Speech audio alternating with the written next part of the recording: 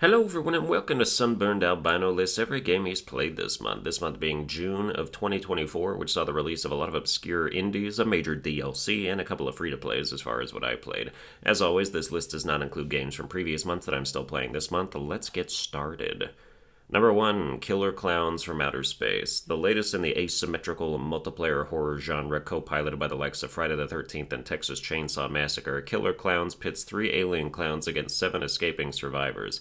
The survivors have to deal with OP midget clowns that are impossible to hit because of garbage hitboxes, and the normal clowns have to deal with getting ganked if any of the survivors are even remotely cooperating. A lot of survivor conversations are like, "There's a clown chasing me. Well, I'm right by you. Do you have a weapon? Yeah. Well, I have a knife. Let's go murder that son of a bitch." It does bring some balance to combat that survivors can fight back, but in groups they are straight up stronger than clowns, and when clowns die it takes them like 45 seconds to respawn, during which time everyone can basically escape.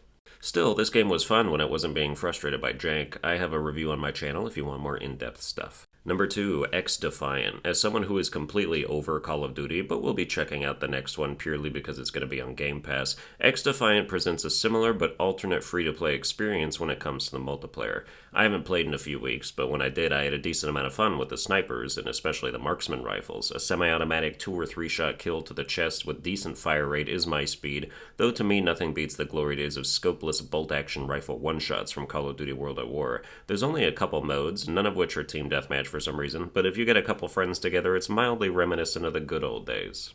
Number 3, Multiverses. Some of you remember this game launched like 2 years ago, was out for a while, and then was randomly taken off the store for a year to rework the whole thing and re-release it this June. Well, they left this shit in the oven and forgot to turn it on, cause no cooking took place here. This game was better in beta. It is somehow slower and floatier than its original incarnation, like Super Smash Bros. Brawl on Black Tar Heroin. Characters that used to be unlockable from the start became more expensive and locked behind more types of in-game currency, and it just sucks horrendously. I said it 5 times, I'll say it again. If you want to be the Smash killer, you have to copy Smash, not Brawlhalla or other lesser games that themselves were not Smash killers. You need to make your game feel like Smash, but better. No platform fighter seems to understand this. WB has the character pool to do it. LeBron James fighting Shaggy and Batman is just as entertainingly ridiculous as Luigi versus Sephiroth, but the execution is abysmal, which makes it not just disappointing, but annoying and infuriating. Is Sakurai the only one with the magic formula? He literally has videos on his YouTube channel for game devs to copy him. When are some of you going to actually take the hint? But yeah, imagine taking a game off stores for a year just to come back and make it worse. It takes real talent to have that little talent.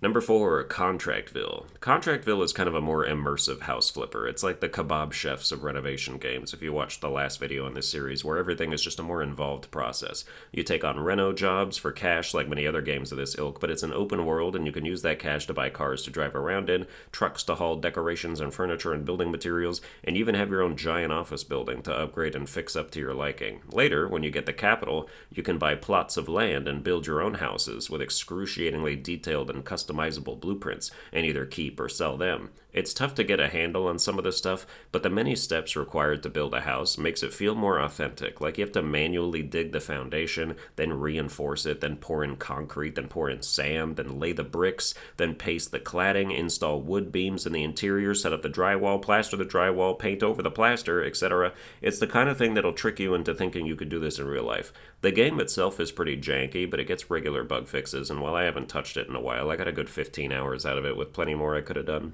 Number 5, Chained Together. Remember Only Up, that shoddy but compelling hardcore Ascension platformer where the devs got sued for using stolen assets and now you can't even buy it on Steam anymore? Well, now you don't need to, because Chained Together is that, but multiplayer. It's a fair comparison, but Chained Together is definitely better in basically every way. It's got controller support, the mechanics are the same as far as holding forward to mantle anything and trying to reach the top without falling, but the movement and jumping is smoother, and it also has a beginner mode with checkpoints for people who aren't as good or want to more easily practice speedrun tech, and a lava mode where you have to be gradually ascending lava on your way to the summit. Oh, also the main conceit is that in multiplayer, you and your friends are chained together and have to coordinate or you'll be fucking each other up nonstop. Still, you can play solo and treat it like an Only Up clone, which I found to be fun in and of itself, and Chained Together is only $5 compared to Only Up's 10, so it's a bargain as well as a blast. Number 6, a grocery store simulator. Have you ever gotten off a long day of work and thought, I would like to clock in at a video game now? Grocery store simulator has you running and working your own grocery store, buying merchandise to be delivered, setting it up in store, and working the register as customers come in and tell you they're using their credit card when they're actually paying in cash. You can use money to level up your store and unlock new product and expand, but it's super bare bones, and I feel like the novelty wears off quickly, even in multiplayer. It just feels like a job. It feels like what you'd be doing if you worked at that Roblox IKEA store people have been posted about. Granted, if I was getting paid real money to play this game, I would be thriving and I'd love it, but since I'm not, it's just volunteer work for NPCs. Number 7, Project Zomboid. Project Zomboid is a hardcore, immersive, isometric zombie survival RPG, where the most benign details of realism are accounted for. Your character has a boredom meter. If you walk through bushes, you can get scratched and need bandages, you can get addicted to cigarettes, you can get overweight from eating too much junk food. It's basically the Red Dead Redemption 2 of zombie survival, but with old RuneScape graphics. It's very complicated, but after a bit of a hill, some things can start to make sense, and then you have a serviceable game that I don't think is particularly good or bad, really. If dodging undead isn't enough and you also want to pay attention to how moist you are and whether you've looted a digital watch so you can tell what time it is, Project Zomboid has features for people whose autistic fixation is every imaginable facet of zombie survival logic. If you've ever spent hours planning in great detail every step you'd take in a real zombie apocalypse and brainstorming survival strats with your friends, this game is for you. I haven't, so it's less for me, but I still had an okay time. Number 8, Inotria The Last Song demo. This game has turned YouTubers into insane cope lords. I truly do not understand how someone can watch, much less play, this game's demo and act like anything going on here is of even remote quality. I was whatever about this game when I was playing it, like, yeah, it's clunky and unpolished and seemingly low budget, but it's not a crime or anything, until it turns out that a lot of otherwise respected Souls tubers are saying this is one to watch out for. Yeah, to avoid. My experience was as mid could possibly be. Some of you may remember my tirade against the most recent Lords of the Fallen after it was, in my view, very unjustly compared to the masterpiece that is Lies of P, as they both received the same score from IGN. But Inotria is literally even worse than Lords of the Fallen. It felt worse to play, and that's saying something. The other nail in the coffin for this game for me is the deceptive marketing as I see it. This is not the first game to get a cinematic trailer, and it won't be the last, but the difference between what they showed at Summer Game Fest and the actual gameplay in the demo is so night and day, I didn't even recognize this as the same game. Clearly they have a budget for marketing if they're getting cinematic trailers made and getting sponsored ads on the PlayStation Store. My question is why you didn't put those resources towards making the game not an embarrassing sack of shit. There is nothing wrong here that 3 months of dev time can fix as it releases in September. It is rotten to the core. It would need to be restarted by a different dev team with visible talent. Its only notable selling point is that it's Italian. If I want Italian, I'll order a pizza. If I'm feeling particularly greasy, I'll get a stromboli. I do not need a shitty Souls clone that's being overhyped for God knows why, probably funded by the damn mafia, in which case let it be known I am not suicidal and have never entertained these thoughts, nor do I make a habit of swimming recklessly in rivers or other bodies of water. Number 9, Elden Ring Shadow of the Erdtree DLC. I reviewed this DLC on my channel, which you can check out if you watch my game graphs, but Shadow of the Erdtree is a $40 expansion that in my view doesn't really integrate with the base game as well as I'd have liked when compared with something like the old Hunter's DLC in Bloodborne. Having it all be a separate thing is kinda lame when the majority of the upside is getting to use all these cool new weapons and spells and weapon types, but you can't access the DLC until you're at almost the end game, whereas in Bloodborne you could dip in there real quick pretty early on and find the weapon you wanted to finish the game with. I think the DLC will be a great addition for PC players when modders finish adding all the new weapons and bosses to base game randomizers.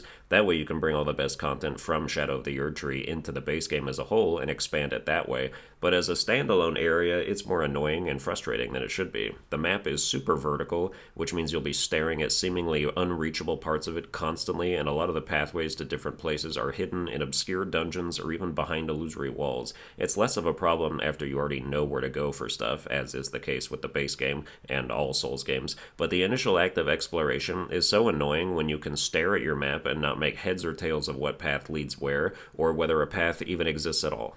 The Remembrance bosses, for the most part, are fun and cool, with maybe two exceptions. Personally, I don't like Rolana at all. She just never stops swinging, and it's all these 1-2s to get clipped by while you regularly dodge her basic 9 fucking hit combo and wait to get one hit of your own off. Then there's the final boss, which is indisputably the hardest boss in any Souls game ever, thanks to bullet hell beams of light that go off everywhere after every attack, and tons of fake-out instant transmission shit, too. Melania is a toddler compared to this boss, and I don't think it's fun to get your ass beat for 5 hours just to finally have that one blessed run where you were able to mitigate enough bullshit to survive.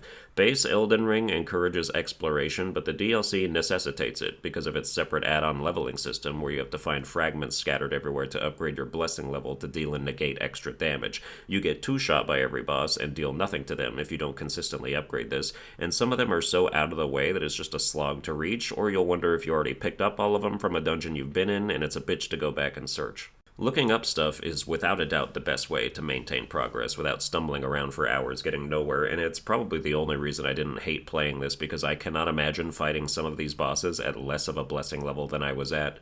It's a big map with a decent amount of new bosses and weapons, but I think for $40 it's definitely more expensive than the base game is for the amount of content provided, especially since it's not quick to access. Also, half the bosses are just NPC reskins with different weapons, and that fucking sucks no matter how you spin it. If you don't have this on PC, or if the DLC never gets integrated into the base game via mods, I don't think it's worth your money financially. But if you're a diehard Souls fan and you don't care what it costs to go fight some cool extra bosses with some cool extra weapons, then go nuts. And that's every game I played this month. Tune in next month for every game I played that month. Like, share, and subscribe. Watch all my other videos while playing video games that make you a cog in the machine, and I'll see you guys next time.